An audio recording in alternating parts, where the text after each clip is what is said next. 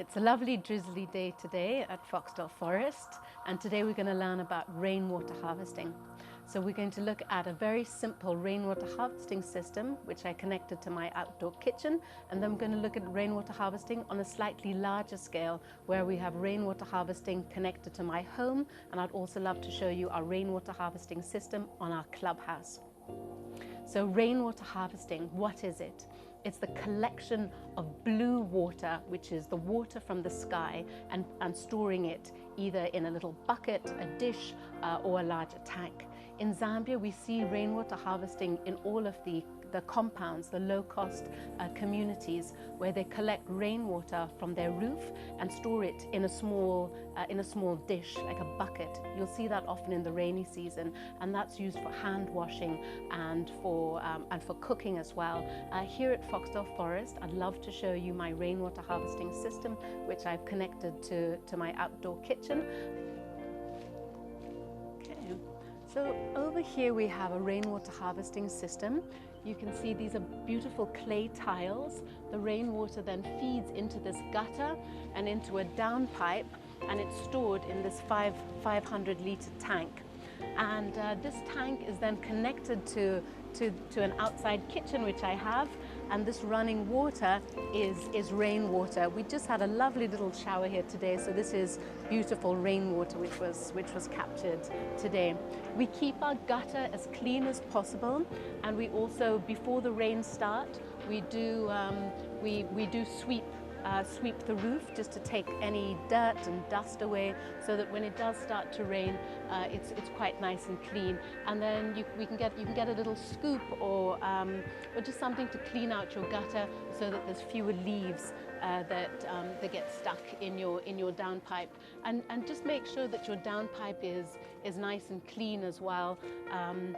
From time to time, it's quite easy for us to just stand up on top of here and see how it looks. But otherwise, we've been really happy with our rainwater harvesting system. And during the rainy season, our whole outdoor kitchen just runs on rainwater, which is really, really fun. So here at Foxdale Forest, we have a homeowners WhatsApp group, and we monitor the amount of water that all homeowners are using on a weekly basis.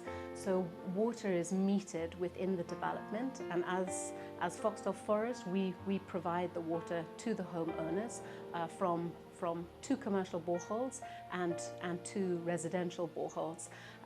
But what it means is that if you're collecting your own rainwater from your roof, it means that the water that you're using from the borehole will be much reduced. I know that in the last week, this household has used 3,000 litres of water. But also, so if you're collecting rainwater from your roof, you've got free running water coming straight out of your tap every time it rains, and stored in your tank. So over here, this is the home that I live in, and I've got quite a large rainwater harvesting system. So you can see at the tip of the roof, we've got a large 300-millimeter gutter, 300-millimeter width gutter. So we custom made that with a local fabrication company here, just so that, because in Zambia we call it Zambian sideways rain. We get these really heavy storms that will just hit us in over an hour or so. So we have to have these gutters that are able to capture a large volume of water in a short period of time without having a bit of the Victoria Falls effect, which is when you have water flooding over spilling over your gutter. We find with the gutters that you can buy from a general hardware store, they're about 120 millimeters in diameter, and at least from my experience, when you're capturing that rainwater and you have fewer downpipes going into your rainwater harvesting tank, we find that you have quite a big backlog of water and water spilling over. So these work really well, and I find them quite aesthetic as well.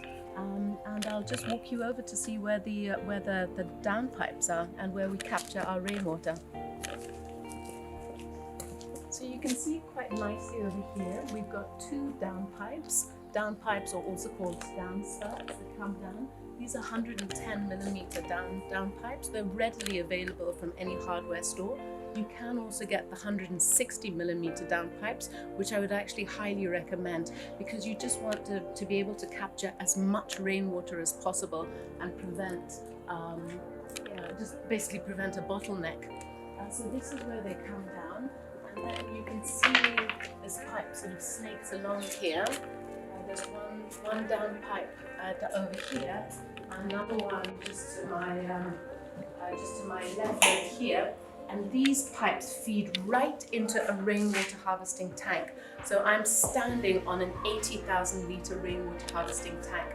So our tank is located below our garage. So it works very well because it's very versatile. It's reinforced concrete, so we're able to park a vehicle on top of it and store bicycles as well. Here, this is where we have an inspection chamber, or also just a manhole to have a look at the amount of rainwater we've collected. We've just got a flashlight here, and you can have a look inside here to see how much rainwater we've collected this rainy season. We're now in the month of March, so we're at the end of our rainy season in Zambia, and we've filled up the entire this rainwater harvesting tank is pretty much completely full. So we really are just at the tail end. We've collected 80,000 litres of water because that's the size of our tank.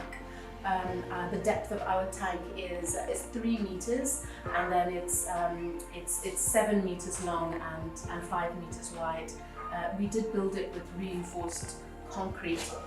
So directly above our garage, we've built this multi-purpose storeroom, and I'm still standing right on top of our rainwater harvesting tank. And we have this pump here, and it's connected right into our rainwater harvesting tank, and we've designed the house so that our house during the rainy season can run directly off of rainwater. We have been commissioning our system. We've been sort of watching it and monitoring it over the past 3 years while we've been living in this house, and actually for the first right up to now, in these 3 years, we haven't yet run the house off of the rainwater. In the first year, I wanted to make sure that the tank didn't have any leaks, and it was watertight. So we collected about 80,000 litres of water during the rainy season, and I left it in those tanks right up until October, which is our driest season of the year. And then I used that water for garden irrigation. We just connected a simple Honda pump and just pump the water onto the grass in our garden during the dry season, just to settle the dust at that point in time.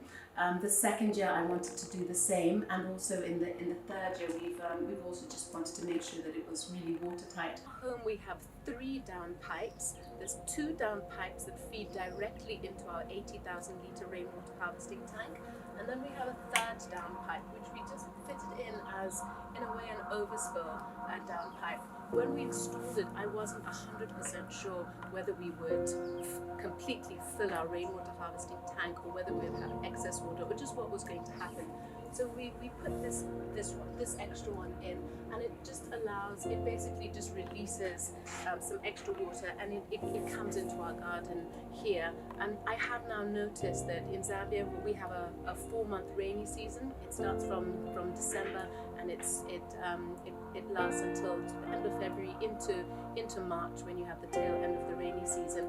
And from commissioning our system over 3 years, or rather monitoring it over 3 years, I've noticed that on average we are literally just collecting that 80,000 litres of water over the rainy season. So I think this coming rainy season, there's 2 things that I'm thinking about for this excess water that we are able to collect from the roof.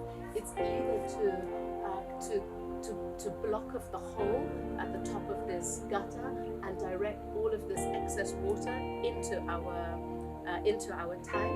The other option is we could do a rainwater harvesting pit, and a rainwater harvesting pit is when you collect water from your roof, but you're directing the water into the largest tank that we have, which is our underground water table, also known as our aquifer. And that's really simple to do.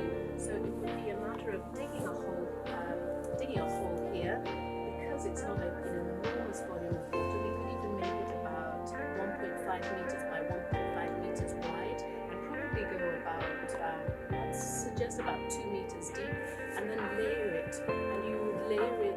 there's different ways in which you can layer it, but essentially you want to create like a soak away, so that the water from your roof is going, it's soaking away as quickly as possible into the ground. So we've done it in different ways. We have one rainwater harvesting pit where we've just taken stones in exactly the same way as you would build a soakaway, dug a pit, filled it up with stones, and then covered it up. And we make sure that this downpipe goes into the pit, so about 1 meter directly into the pit, so that water just drains right into the ground.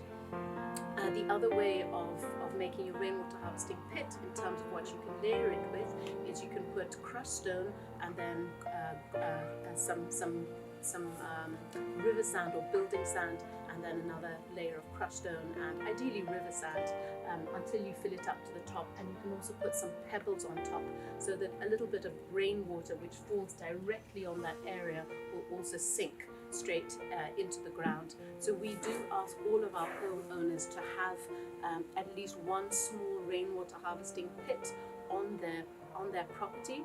And the reason for that is in Zambia we have a fantastic rainfall during the rainy season, but then it's dry for the rest of the year, and we have a lot of runoff water, and also here at Foxdale Forest and in many other places we're on a slight slope, we're on a hill, so we have lots of runoff water that will go straight down the road, and we've got a stream at the bottom of our property. It goes into the stream, it's Ingwerere River, and then finds its way into Mozambique and out into the Pacific Ocean.